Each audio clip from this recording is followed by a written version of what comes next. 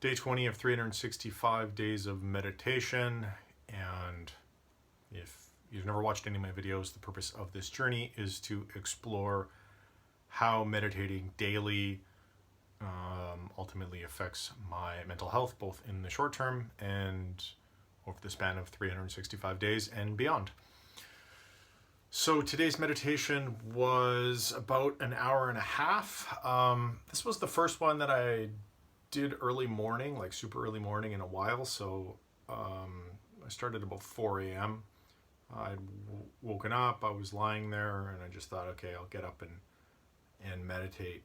And it was interesting in that I also meditated in this room that I'm recording this video in, and this is the room that I used to meditate in until it became a bit of a workspace slash art space slash storage locker and became a little bit messy, but been slowly working on cleaning it up. And today I meditated in this room again for the first time in quite a while. This used to be my meditation space, and I had something similar occur that had occurred in this room prior when I was meditating daily, maybe, I don't know, about a year ago or something like that.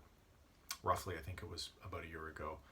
In that early morning meditations in this room, you know, between the hours of like 2 a.m. and 4 a.m. sort of thing, or 2 and 5 a.m., I would sit here and I would get these weird sort of nervous system sensations, kind of like a tingling. I don't know how to describe it other than the nervous system lighting up.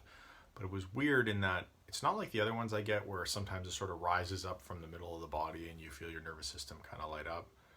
This is a different sensation, and it seems to pass into the body, go across, stay for a while, and then pass out of the body.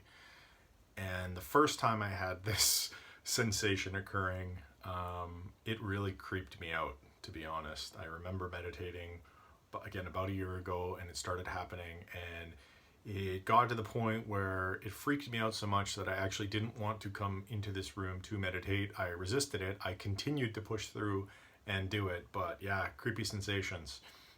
And that resulted in, well, by continuing to meditate in this space early in the morning, it resulted in some crazy lucid dream experiences. And I had actually written about those, so maybe at some point I'll go back and read about them again, what exactly I experienced. But I remember having the same dream a couple days in a row, and the second time I had it, actually being able to go in and change the outcome of the dream itself. Really weird. I've never lucid dreamed before, but that was my first experience with it. I also had some really powerful meditations during that time, and I had some very, very strange, I don't know how to describe it other than like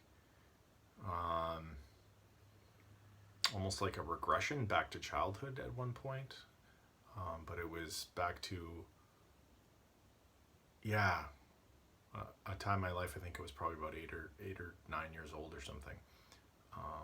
And I remember being afraid of the dark. And anyway, I literally experienced being afraid of the dark again as an adult, to the point where it was incredibly distressing. So I don't know if I'm going to have the same sort of lucid dreaming experiences or crazy regression experiences again if I continue to meditate in the early hours. If it has to do with the early hour meditation and just I've been doing it more, or just that I've been meditating daily again, or something to do with this room, or all the above. I have no idea, but I'm going to keep going and we'll see what happens. So yeah, that was reporting on today. I did notice, and I noticed in the past too, once it starts to roll a little bit later into the day, like about 5 in the morning-ish, then these experiences tend to wane, even if they've been happening earlier in the meditation. So I don't know what that is. I don't know why it's happening, but it's happening again. So we'll see. We'll see where it goes. Part of me is a little nervous. Part of me is a little excited. Other than that, I want to touch on something that a friend shared with me today, and I'll post a link to the video. It was a great video on habits, and one of the key takeaways that I had, other than setting up your environment for success, which means, you know, if you're trying to lose weight, don't bring junk food into the house, that sort of thing. If you're trying to watch less TV, you know, get rid of your TV, unplug it, whatever. Make it harder for you to engage in the habit that you don't want to engage in and easier to engage in the habit that you do want to engage in. The other key takeaway that I got from that video, which I'd never heard before, was the idea of mastering the entry point to the habit. So as an example for meditation, once I'm sitting down and my eyes are closed, I don't need to master the habit of meditation. I'm already there and I've started and I'll keep going. For me, what I'm trying to master is the entry point, which is getting up, walking over to the chair, sitting down with my eyes closed, putting the headphones in if it's later in the day and I need something to block out the distractions. But that's really it. It's basically sitting down and closing my eyes. That's the entry point to the habit of meditation I'm trying to form. So I never really thought about habits that way in terms of what you're actually mastering is the entry point. One of the examples they gave in the video was a woman who was a dancer, and her entry point was standing outside and hailing the cab. Because once she got in that cab, she was going to direct it to go to the studio. Once she was at the studio, she'd dance. So it's an example of an entry point to a habit you're trying to create. So figure out where the resistance is, or what small action you need to take to get rolling towards all the subsequent actions that follow that lead to the habit that you're trying to build.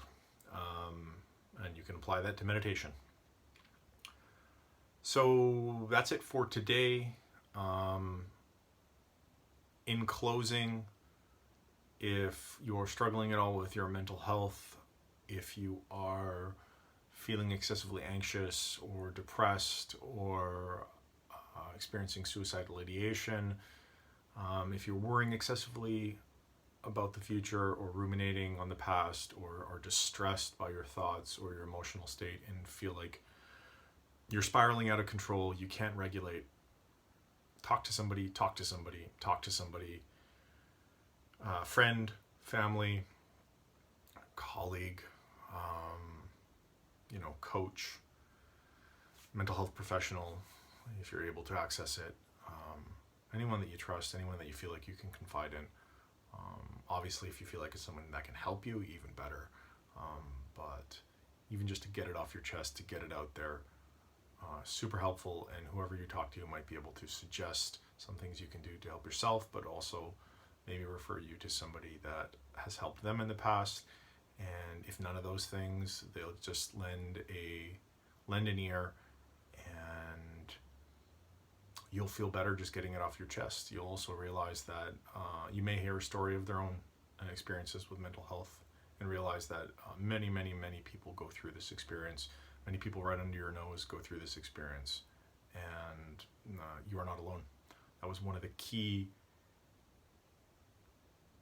points in my life when I was experiencing a lot of mental health struggles. I remember it clearly, sitting there and for the first time realizing that what I was doing was a thing, it was a mental health thing, and then reading a book about my particular experience back then with obsessive compulsive disorder and realizing that that was a thing.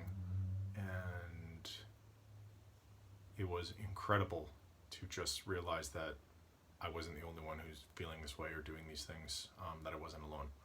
And it really did lead to some massive changes in my life. My only regret was that I didn't talk about it with somebody sooner, because I feel like the changes would have happened a lot faster and things would have been a lot easier. But regardless, I'm grateful for where I am now. Everything that led up to now, the good and the bad, have led me to this moment. So I'm definitely appreciative of all those experiences. But for yourself personally, talking to someone can help sort of spur you along the path to mental health. So yeah, talk to somebody, talk to somebody, talk to somebody. That's it for today. Have a wonderful day. I hope this video was useful or helpful in some way, and take care of yourself.